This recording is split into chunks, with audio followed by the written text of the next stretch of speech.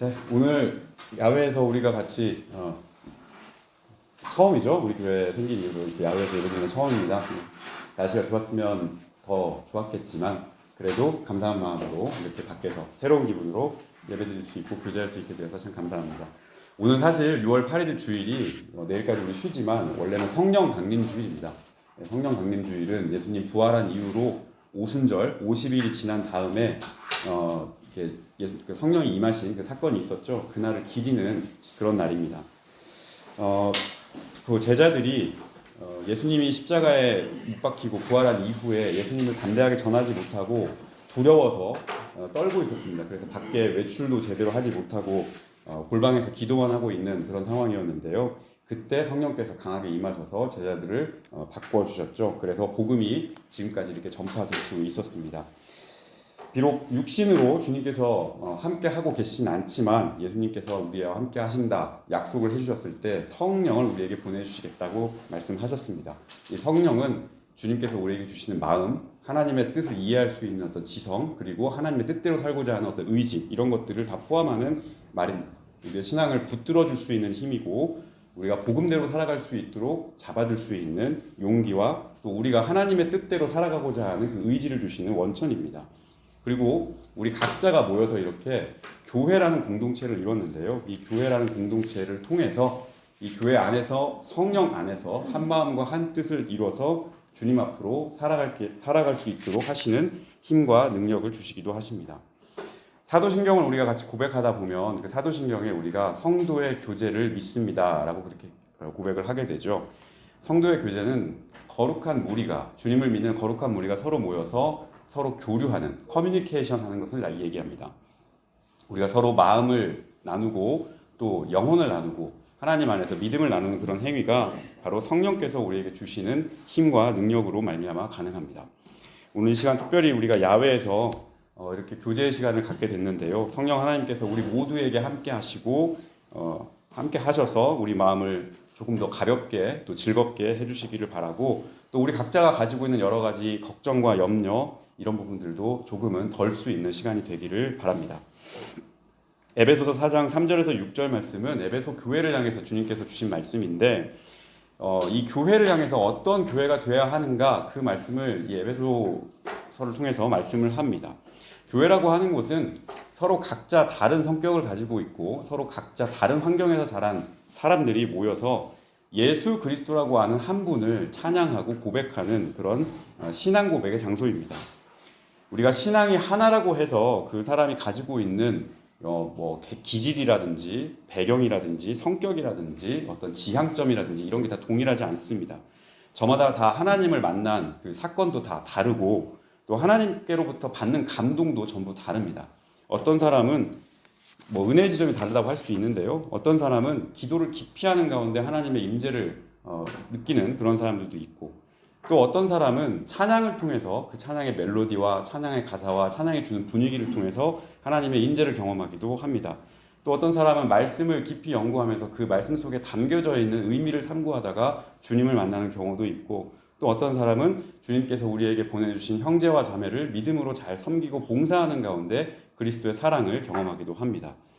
하나님을 처음 만났던 순간도 제각각 다릅니다. 어떤 사람은 병마와 싸우다가 하나님을 만난 사람도 있고, 어떤 사람은 죽을 고비 가운데 하나님을 만난 사람도 있고, 어떤 사람은 열정적인 예배 가운데 거기에 임하시는 성령을 경험한 사람도 있고, 어떤 사람은 방황하다가 주님을 벗어나 있다가 그 방황 가운데 주님을 다시 만나기도 하고, 또 어떤 사람은 나도 모르는 사이에 어떤 사람의 간증을 통해, 삶의 이야기를 통해, 관계를 통해 주님을 만나기도 합니다. 이렇게 다양한 사람들이 모여있는 곳이 바로 교회입니다. 그 교회에 다양한 사람들이 모여있는 곳을 향해서 오늘 말씀은 하나됨, 통일, 이것을 강조합니다. 성경이 말하는 하나됨이란 유니폼을 입고 있는 것처럼 서로 다 이렇게 획일화되어 있는 그런 모습이 아닙니다.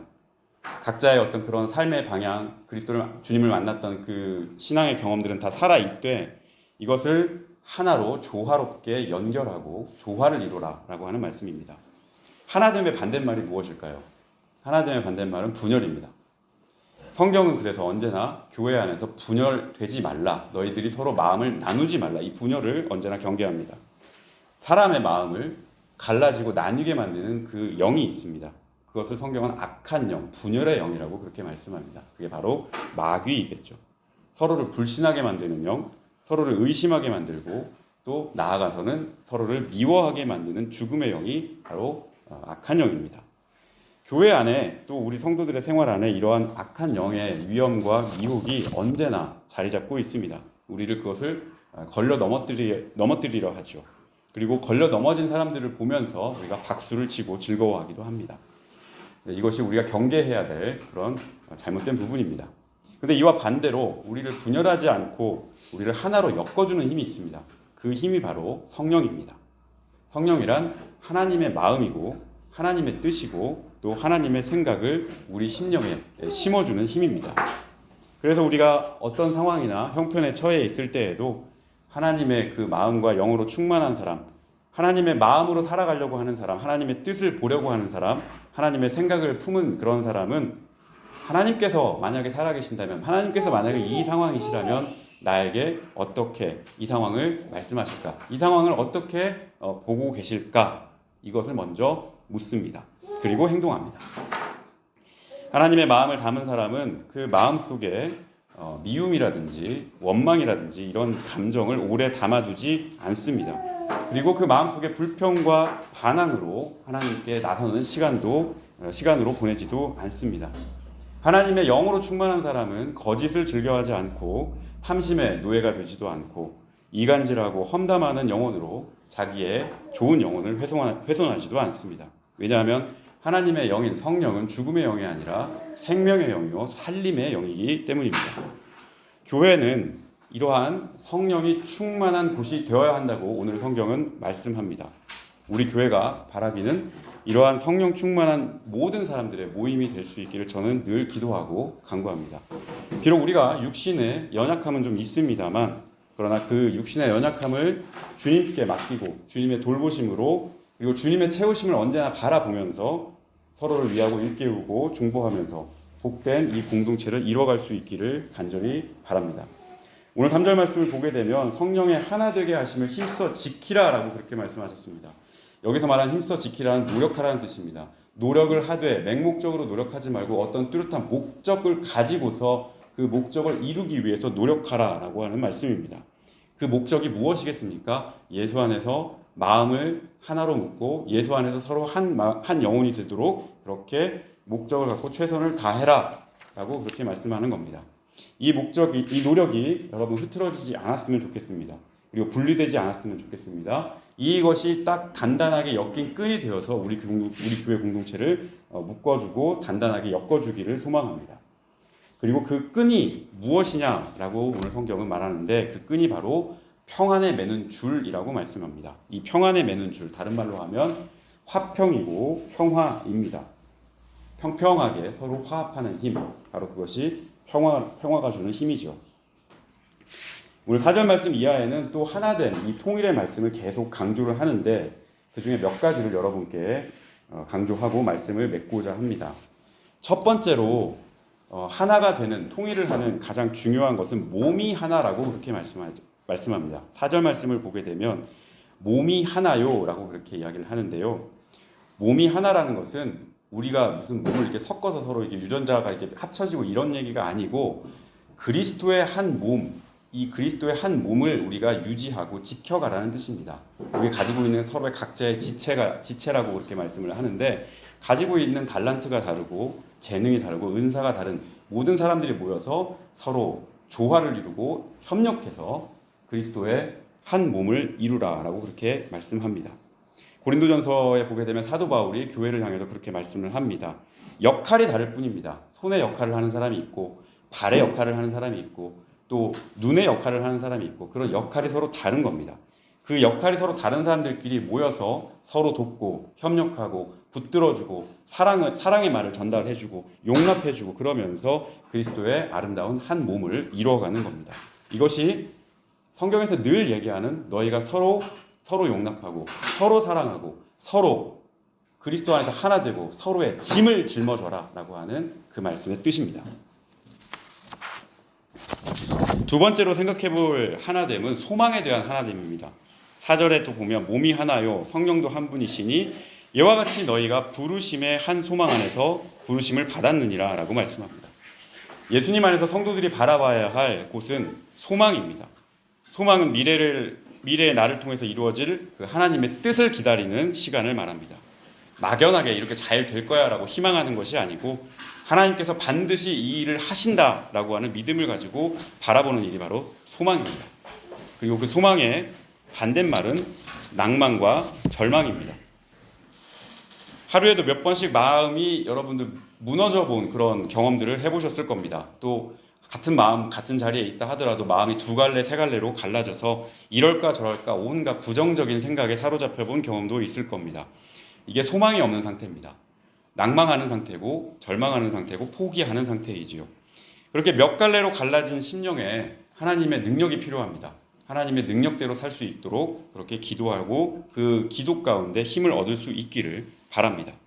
그래서 오늘 말씀은 소망의 원천을 늘 찾아야 함을 우리에게 말씀합니다. 그리고 그 소망의 원천을 찾는 곳을 성령이라고 이야기합니다.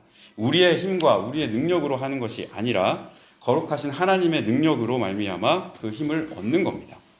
그래서 오늘 조금 우리의 형편은 달라진 게 없고 우리의 마음은 변화된 게 없지만 하나님께서 우리에게 하실 것을 믿고 그 믿음을 가지고서 유쾌하게 웃고 서로 기분 좋게 이야기하고 내일 아침 다시 신발끈을 꽉 조여 매는 겁니다. 이것이 바로 소망하면서 소망 가운데 살아가는 사람의 모습입니다. 세 번째로 하나된 믿음에 대해서 말씀드리고 싶습니다. 5절 말씀을 보게 되면 주도 한 분이시요 믿음도 하나요 세례도 하나요 라고 말씀합니다. 초점은 바로 믿음입니다. 하나된 믿음. 이 하나라고 하는 믿음, 이것은 바로 하나님 한 분, 예수 그리스도 한 분만 우리의 주님으로 믿어야 한다는 뜻입니다. 다른 것이 그 믿음의 대상이 될 수 없다는 뜻입니다. 예수의 십자가와 그 부활의 능력 외에 다른 곳을 우리의 믿음의 근거로 두지 않는다는 말씀입니다. 다른 것을 믿으면서 주님을 따른다, 그런 이중생활도 벗어나라는 말씀입니다. 하나님과 세상, 하나님과 재물, 이것을 동시에 섬길 수 없다는 말씀이기도 합니다. 우리 각자와 또 우리 교회 공동체에 하나된 믿음을 가지라는 오늘 말씀은 점점 더 하나님 한 분만 섬기기 어려운 이 힘든 세상 속에서 빛과 소금으로 살아야 할 우리 예수 믿는 사람들에게 주어진 또 다른 숙제일 겁니다. 많이 부족하지만 우리 하나되는 한인교회 성도님들, 우리 귀한 성도님들 마음속에는 다른 믿음이 아니라 예수님을 향한 믿음으로 언제나 충만할 수 있기를 바랍니다. 다른 곳에 희망을 걸면서 요행을 바라고 사는 삶이 아니라 우리에게 주어진 시련이 잠깐 있고 어려움이 있다 하더라도 하나님께서 우리에게 주신 약속의 빛은 꺼지지 않고 영원하다는 이 소망을 두고 살아갈 수 있는 주님의 든든한 성도님들이 될 수 있기를 바랍니다. 사랑하는 우리 성도 여러분, 저를 한번 봐주시죠. 네. 교회는 성령의 역사가 나타나는 곳입니다.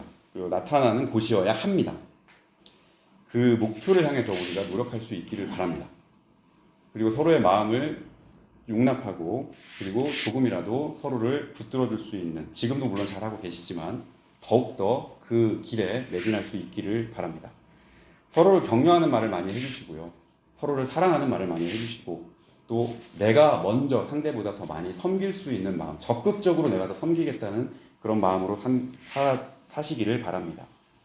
낭망하고 위로가 필요한 사람에게는 낙심하지 말고 격려하는 말을 많이 해주시고 그 사람을 위해서 보이지 않는 곳에서 중보기도 할 수 있는 앞과 뒤가 정말 투명한 그런 믿음으로 사실 수 있기를 바랍니다. 성령의 하나 되게 하심을 잃지 않도록 평화의 끈과 화평의 끈, 평안의 매는 줄로 우리가 단단히 엮일 수 있는 그런 단단한 교회가 될 수 있기를 간절히 바랍니다. 모처럼 야외에 나와서 우리가 함께 예배를 드리고 기분 좋게 예배를 드려야 되는데 오늘 날씨도 그렇고 또 말씀 내용도 그렇고 좀 무겁고 숙연한 면이 있습니다만 한번 우리가 하나됨에 대해서 깊이 생각해보고 또 즐거운 시간, 여러분들 교제 시간 보낼 수 있기를 주님의 이름으로 부탁드리겠습니다.